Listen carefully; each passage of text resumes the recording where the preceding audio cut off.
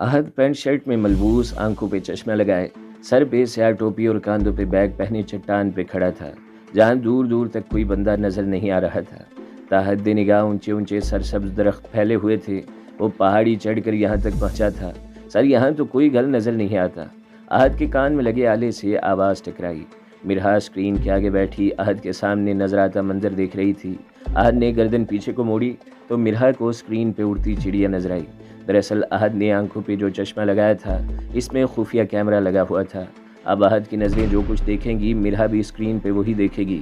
मिरहा, मुझे post office से जो एड्रेस मिला था, इसका रास्ता यहीं से गुजरता है। शायद दरख्तों के उस पार वो मकान होगा। वो 10 मिनट चलने के बाद एक मुकाम तक पहुंचा। शहर से बेहद दूर सरसब्ज वीरान मैदान में पुरानी तर्ज की लकड़ी की बड़ी सी इमारत के सामने खड़ा आसपास का जायजा ले रहा था। वहाँ 3-4 नकाब पोशों के अलावा कोई नहीं था। सर, ध्यान से, इनके पास राइफल्स हैं। हाँ, मैं तो जैसे अंधा हूँ, तुम अपनी कमेंट्री बंद करो। अहद दरख्त की ओट में खड़ा था। इसकी नज़रें इन नकाब पोशों पे जमी थीं। इसने हाथ उठाकर कान में लगा आला ठीक करना चाहा। कलाई में बंधी घड़ी की आंख ने देखा, वही अहद की तरफ बढ़ रहा था। सर, अपने बाएं जानिब देखे। मिरहा की आवाज़ कानों के पर्दे फाड़ देने वाली थी। अहद ने दाएं हाथ में पिस्तौल पकड़ी थी। उसने रुख मोड़कर बाएं जानिब देखा और लम्हा भी नहीं लगा। अहद की पिस्तौल से बिना आवाज़ की निकली गोली इसके सीने में पेवस्त हो गई थी। नकाबपोश इसके कदमों में मुर्दा पड़ा था। इसने झुककर इसे सीधा करना चाहा, लेकिन इसकी गर्दन पे बने क्राउन मार्क ने सारी तवज्जो समेट ली।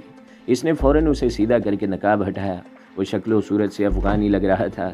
शायद ये कहीं आसपास छुपा बैठा था, तभी इसने अहद को देख लिया था। अहद को इमारत के आसपास 3 लोगों के अलावा और कोई नज़र नहीं आ रहा था। अब बताएं कौन अंधा है, जता कर उसने पूछा। तुम चुप करो, वरना अगर तुम्हारी ज़ुबान काटूंगा। मिरहा ने बुरा समूह बनाया था। जालिम होले से बिड़बिड़ाई थी, लेकिन उसने सुन लिया था। अभी तुमने मेरे जुल्म देखे ही कहाँ हैं? अहद कहते हुए इस इमारत की तरफ बढ़ रहा था। बेचारा अहद, उसे क्या मालूम, वो बेचारी तो कई अरसे से अहद की मोहब्बत के जुल्म बर्दाश्त करती थी। बेरहम अहद, जालिम अहद, मिरहा के दिल ने कहा। अहद दबे कदमों इमारत की पुश्त पे पहुंचा। फिर बहुत ही महारत से दरवाजे पे खड़े नकाब पोश का मुंह दबाया और खींच कर पिछली तरफ ले गया था।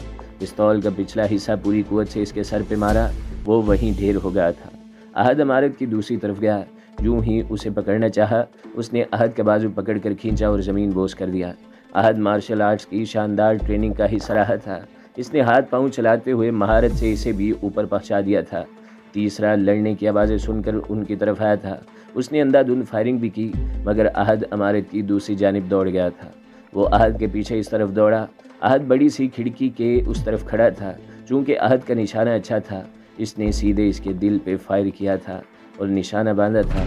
जब तक इसने अहद को देखा, अहद की गोली इसके दिल से आर पार हो चुकी थी। अमेजिंग सर, क्या निशाना है! ऐसा लग रहा है कोई एक्शन मूवी देख रही हूँ। काश पॉपकॉर्न भी होते। इसे अफसोस हो रहा था। मिरहा, तुम जुबान बंद नहीं करोगी? वो चिढ़ कर बोला था। मिरहा को इसका चिढ़ना, इसका डांटना अच्छा लग रहा था। मैं तो बस तारीफ़ कर रही थी। अहद ने जवाब देना ज़रूरी नहीं समझा था। बस एक नज़र अतराफ़ का जायज़ा लिया और इमारत के दाखिली दरवाजे तक आया। वहाँ ताला लगा हुआ था। वो इमारत की पुश्त पे गया। वहाँ बड़ी सी खिड़की थी। वो खिड़की का शीशा तोड़कर अंदर दाखिल हुआ। वहाँ बड़ा सा सहन था, जहाँ लकड़ी की कुर्सियाँ पड़ी हुई थी। चारों अतराफ में फूलों की क्यारियाँ थीं। वो एक एक चीज़ का जायज़ा लेता आगे बढ़ रहा था। वो मेन हॉल के दाखिली दरवाजे से कमरे में दाखिल हुआ। वहाँ एक और दरवाज़ा था। वो दूसरे कमरे में दाखिल हुआ तो अंदर एक और दरवाज़ा था। वो न जाने कितने दरवाजे, कितनी रहदरियाँ, कितने कमरे पार करके एक नए कमरे में पहुँचा था। सर, ये घर है या किसी फिल्म का सेट है? दरवाजे और कमरे ही ख़त्म नहीं हो रहे। मिरहा ने कहा। इस पे बोलना तो फ़र्ज़ था। वो बिना कोई जवाब दिए गोल गोल घूम कर कमरे का जायज़ा ले रहा था। एकदम इसका पैर किसी चीज़ में अटका। इसने नीचे झुककर देखा। कारपेट के नीचे कुछ था। इसने कारपेट हटाया। सर, ये तो तय खाने का दरवाज़ा लगता है। मिरहा की आवाज़ आई। ओ, बहुत शुक्रिया, मुझे तो मालूम ही नहीं था। तंजिया कहते हुए झुककर ढक्कन ऊपर को खोला। हल्का सा अंदर को झांका। वहाँ अंधेरा था। अहद ने कांधे पे पहने बैग से टॉर्च निकाल कर नीचे रोशनी मारी। वहाँ सीढ़ियाँ नीचे को उतर रही थीं। वो सीढ़ियाँ उतरता नीचे आया। दीवार पे टॉर्च मारकर स्विच बोर्ड तलाश किया। सर, वो रहा बोर्ड राइट साइड पे। वो बोले बिना ही नहीं रह सकती थी। अहद ने बत्ती ऑन की। यूं ही रोशनी सारे पे फैली। अहद और मिरहा के 14 तबक रोशन हो गए। वहाँ ढेर सारा असला यूं सजा कर रखा था, गोया बहन का जहेज सजाया हो। मशीकी दीवार पे क्राउन वॉल पेपर लिखा हुआ था। اسی دیوار کے دائیں جانب احد کی نظر نوٹس بورڈ پہ پڑی۔ نوٹس پہ کراؤن کے نشان کے نیچے بہت سی اخباروں کی ہیڈ لائنز کاٹ کر لگائی ہوئی تھیں۔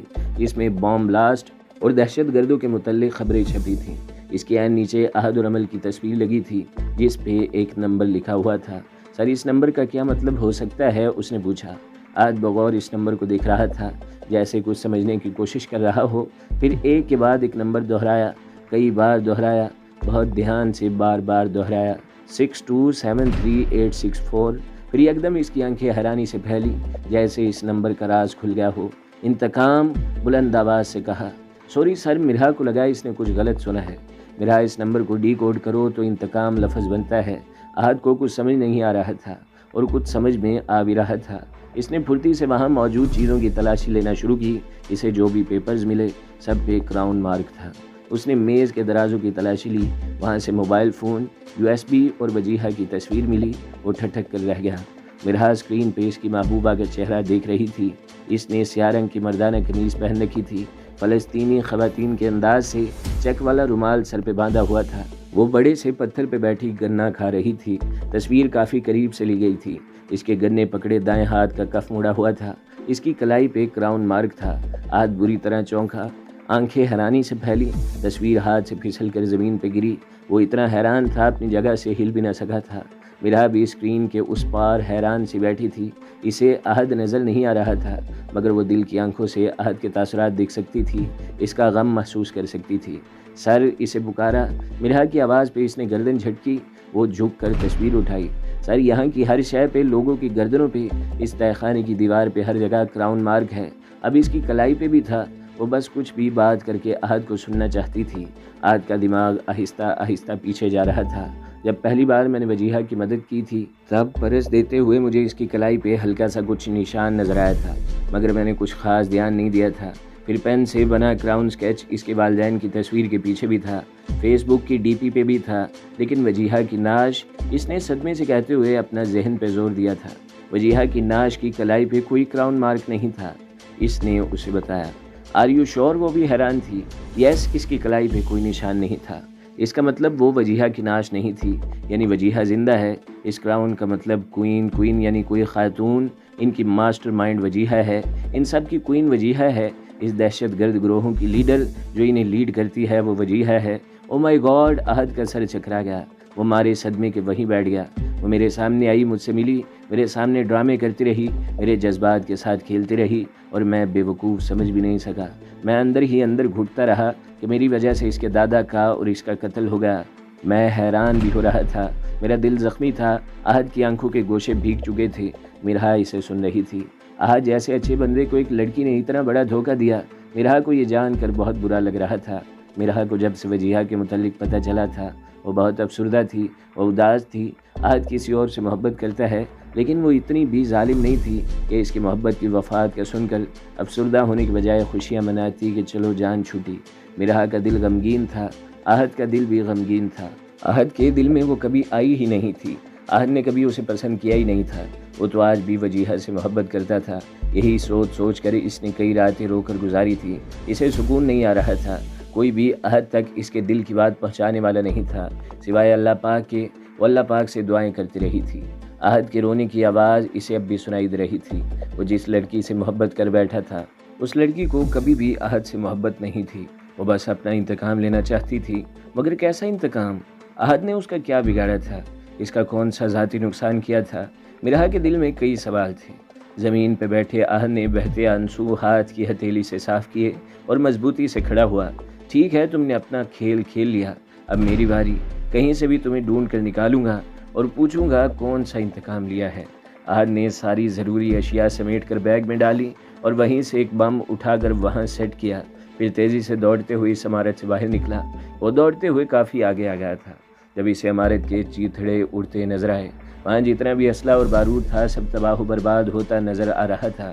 ساری سے پہلے یہاں کوئی پہنچ جائے، آپ وہاں سے نکلیں۔ مرہا کی آواز آئی مگر وہ اسے نہیں سن رہا تھا، بس اپنا رخ دوسری طرف موڑ لیا تھا۔ سراب کی پشت پہ جو دھماکے ہو رہے ہیں یہ دور تک سنائی دیں گے، ان کے کان تیز ہیں، پلیز یہاں سے نکلیں۔ احد بنا کوئی جواب دیے تیز تیز قدموں سے چلتا پہاڑی چوٹی پہ آ کھڑا ہوا تھا۔ ان ظالموں کا ساز و سامان تباہ ہوتے دیکھ کر اس کی روح کو سکون مل رہا تھا۔ آپ سن رہے ہیں میں کیا کہہ رہی ہوں؟ میرا چیخ رہی تھی۔ تم آج میرے کانوں کے پردے پھاڑ کر ہی دم لوگی، سختی سے احد نے کہا۔ اوپ سوری، آپ گونگے کیوں بن جاتے ہیں؟ حد ادب آواز کو موٹا کر کے سختی سے کہا۔ نیلوفر سے بات ہوتی ہے آپ کی؟ یکدم اس انداز پہ بولی۔ اب نیلوفر کہاں سے یاد آ گئی۔ وہ چلتے ہوئے ڈھلان اترا اور بڑے سے تناور درخت سے پشت ٹکائے بیٹھ گیا۔ پرندوں کا غول اس کے سامنے سے گزرا۔ اس نے بیگ کھول کر سیل فون نکالا۔ یہ بٹنوں والا چھوٹا موبائل تھا۔ احد نے ان باکس کھولا لیکن وہاں کوڈ لگا تھا۔ اس نے 2-3 کوڈ لگائے مگر وہ نہیں کھلا۔ اس نے کراؤن کی سپیلنگ لگائی، کوڈ کھل گیا۔ ان باکس میں صرف ایک ہی میسیج تھا۔ اس نے میسیج کھولا، وہاں ای میل ایڈریس لکھا ہوا تھا۔ میرا اس ای میل ایڈریس کو کھولنے کی کوشش کرو۔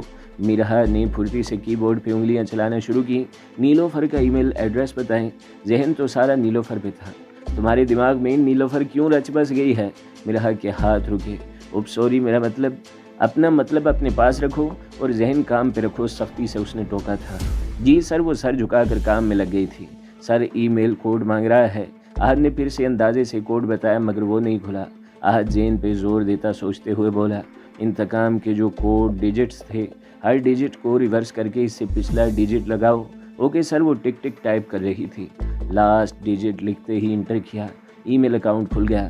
اٹس اوپن سر، لیکن ان باکس خالی ہے۔ واٹ؟ Shut up! وہ نیلگو آسمان کو دیکھ رہا تھا۔ پرندوں کے غول اڑتے پھر رہے تھے۔ سر جیسا نظر آتا ہے ویسا نہیں ہوتا، کبھی کبھی نظر بھی دھوکہ کھا جاتی ہے۔ میں اسکرین کو ہائی لائٹ کر رہی ہوں۔ میرا نے جیسے ہی ہائی لائٹ کیا وہاں بہت سے میسیجز نظر آنے لگے۔ سر یہاں تو میسیجز ہیں مگر اندر سے خالی ہیں۔ میں گوگل ڈرائیو دیکھتی ہوں۔ اس نے فوراً وہاں کلک کیا۔ کچھ وائس ریکارڈنگز نظر آئیں۔ کچھ ملا؟ اس نے کہا۔ یس سر، وائس ریکارڈنگز ہیں، 1 by 1 پلے کرو۔ میرا نے پہلا وائس نوٹ پلے کیا۔ مجھے آج کسی غریب سے محلے میں گھر دیکھنے جانا تھا مگر گاڑی خراب ہو گئی، سارا وقت اسے بنوانے میں لگ گیا۔ میرا موڈ شدید خراب ہے۔ تم لوگوں نے ابھی تک اس آفیسر کا پتہ نہیں لگایا۔ مجھے ہر حال میں اس آفیسر کا پتہ چاہیے جس نے میرے دادا غنی بابا کو گرفتار کیا ہے۔ زحاب بنت پرویز قریشی دادا کی گود میں پلی بڑھی تھی۔ پرویز قریشی اپنے وقت کا بہت بڑا دہشت گرد تھا۔ ہر طرف اس نے اپنی دہشت پھیلا رکھی تھی۔ بم بلاسٹ، لوگوں کی زمینوں پہ قبضہ کرنا، لڑکیاں اغوا کر کے انہیں فروخت کرنا، اسلحہ اور منشیات کی خرید و فروخت کرنا، ایسا کوئی کالا دھندا نہیں تھا جو یہ لوگ نہیں کرتے تھے۔ یہ سب تو اس کے نزدیک چھوٹے کام تھے۔ اس کا خواب تو پاکستان پہ قبضہ کرنا تھا۔ وہ اپنی حکومت کرنا چاہتا تھا جس کے لیے وہ دن رات ایک کر کے کام کر رہا تھا، مگر ہائے پاک آرمی، ظالم آرمی جو اس کے خواب کی تعبیر اور اس کے درمیان رکاوٹ بن کر کھڑی ہو گئی تھی۔ آندھی آئے یا طوفان، وہ ٹس سے مس نہیں ہونے والی تھی۔ مشن ضرب دشمنوں کو نقصان پہنچانے کا ان کے خاتمے کا مشن شروع ہوا۔ کئی دہشت گرد جہنم واصل ہوئے، کئی ماؤں کے لختے جگر شہید ہوئے اور جنت کی راہوں پہ گامزن ہوئے، مگر یہ مشن جاری رہا۔ دوسرا وائس نوٹ۔ بالآخر آج میری اس آفیسر سے پہلی ملاقات ہو گئی ہے۔ میری وفادار سہیلی، تم نے اس کا پتہ لگا کر بہت زبردست کام کیا ہے۔ تمہیں اس کا انعام ضرور دیا جائے گا۔ اب اس کی فیملی کا بھی پتہ لگاؤ، اور مجھے ایک بڈھے کی ضرورت ہے جسے احد کے سامنے اپنا دادا بنا کر پیش کر سکوں۔ کل ہی کوئی بڈھا بھیجو، سب کچھ پلان کے مطابق ہونا چاہیے۔ منصور سے کہنا احد پہ نظر رکھے اور اگلی ملاقات کے دوران میرا اشارہ ملتے ہی اسے شوٹ کر دے۔ احد نے افسوس سے آنکھیں میچھی۔ زحاب کو اپنے والد سے بے لوث محبت تھی۔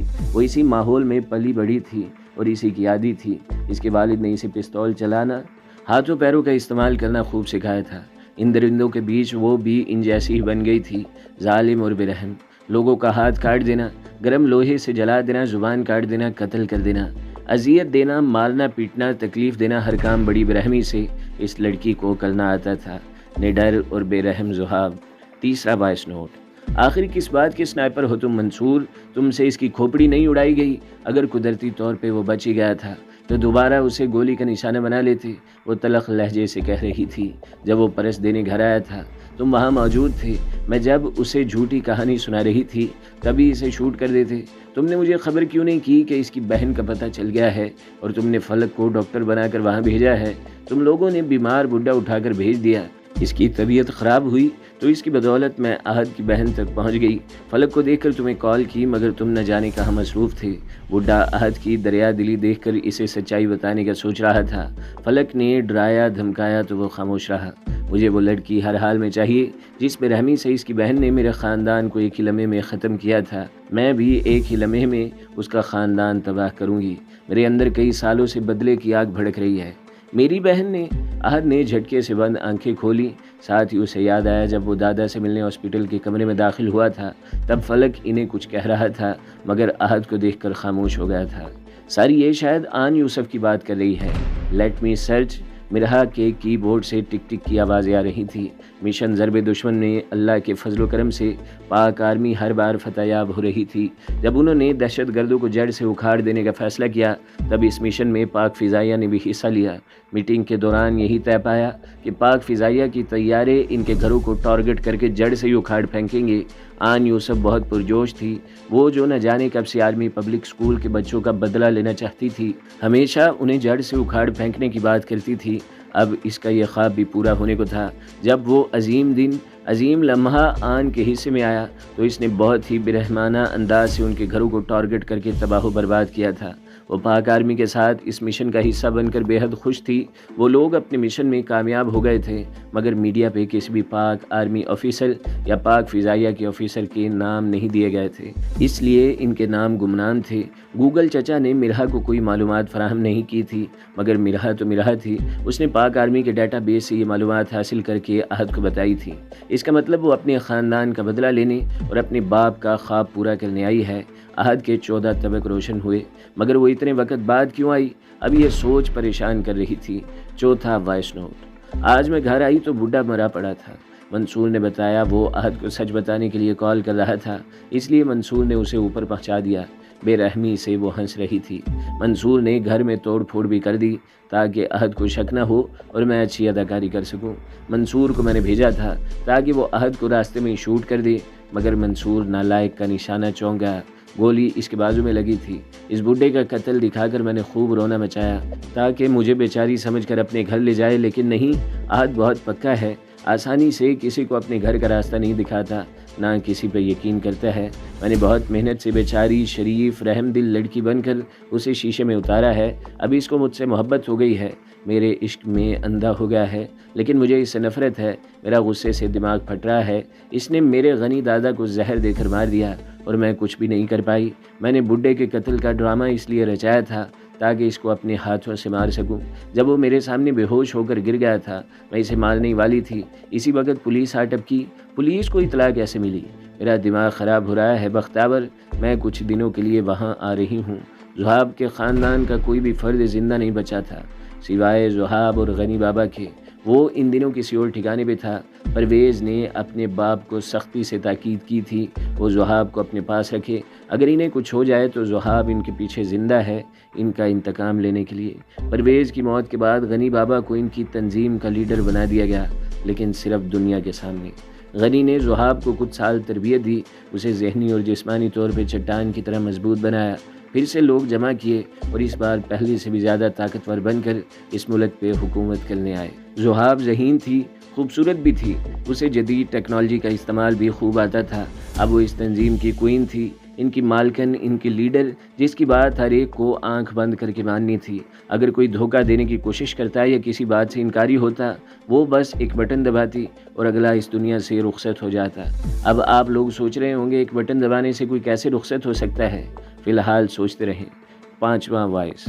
بختاور تمہیں پتہ ہے وہ میرے پلان کے مطابق میری محبت میں کافی آگے تک نکل گیا ہے۔ اس نے 2-3 بار کال کی، میں نے اٹھائی نہیں، وہ مجھ سے بات کرنے کے لیے بے چین ہے، بیچارہ۔ اب تمہیں پتہ ہے میں کیا کروں گی؟ اس کی زندگی میں زندگی بن کر زندگی سے زندگی ہی چھین لوں گی۔ اب جب وہ اپنی محبت کی ناش جلے ہوئے چہرے کے ساتھ دیکھے گا وہ صدمے سے پاگل ضرور ہو جائے گا۔ جب وہ ناش کے پاس بیٹھا رو رہا ہوگا منصور سے کہنا گھر کی پشت سے اس گھر کو آگ لگا دے۔ اس کے بعد اس کے بہن اور والدین کی باری آئے گی، انہیں برباد کر کے مجھے بہت سکون ملے گا، وہ اطمینان سے کہتی ہنس دی تھی۔ تو دوستو اگلی قسط سننے کے لیے ہمارے چینل کو ضرور سبسکرائب کریں، ویڈیو کو لائک کریں اور بیل کے آئیکن پر بھی کلک کر دیں تاکہ ہر جو آنے والی ویڈیوز ہیں وہ آپ کو سب سے پہلے ملتی رہیں۔